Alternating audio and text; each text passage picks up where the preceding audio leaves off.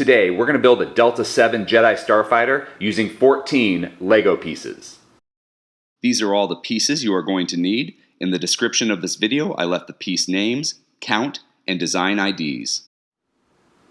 We're going to start with these 4x2 wedge plates. Now, I'm using a yellow, so this is going to be Anakin's Starfighter, but if you have like red or dark red, it could be Obi-Wan's, or really any color that you have. And I had this in yellow, so I just happened to be making Anakin's Jedi Starfighter. Now, we're going to put these left and right wedge plates together, and to hold them together, I'm going to get 3 of these 1x2 jumper plates in the same color. So this is just, what color you use doesn't matter, but you do want to keep it the same. So once I get that 1x2 jumper plate, I'm put it across those 2 wedge plates to hold them together. And of course, I'm doing that 3 times for the front 3 kind of studs here of our fighter. And now in the back, we've got these back 2 studs. It doesn't have to be a jumper plate, it can be. So I'm going to use a 1x2 tile piece. So I put that 1x2 tile piece here, and our wings to the Jedi Starfighter are done.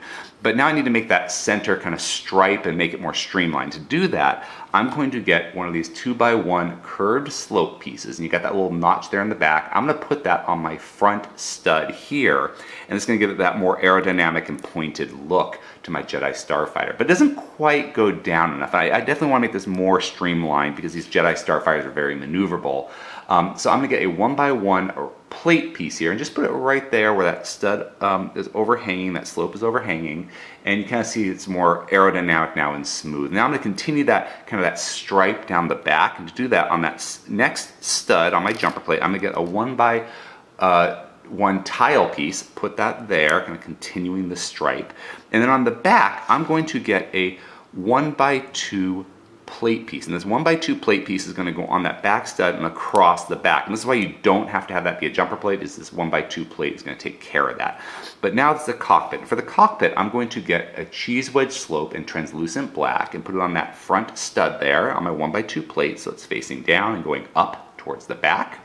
And then behind my cheese wedge slope here, I'm going to get a 1x1 plate piece and just put that right there on that back stud. And we've still got a little bit of a gap. Well, what I'm going to do is I'm going to use this minifigure neck bracket, and where that minifigure kind of neck peg would go is going to go on top of that stud. You know, this is the reason I'm making this like a light bluish gray instead of a white coloring, because you could do white if you wanted, but I want to kind of keep this coloring consistent, and I only have this in like a light bluish gray color and a black, and I don't have it in white. I don't know if they make it in white, but that's why I'm choosing to do this in light bluish gray as opposed to white.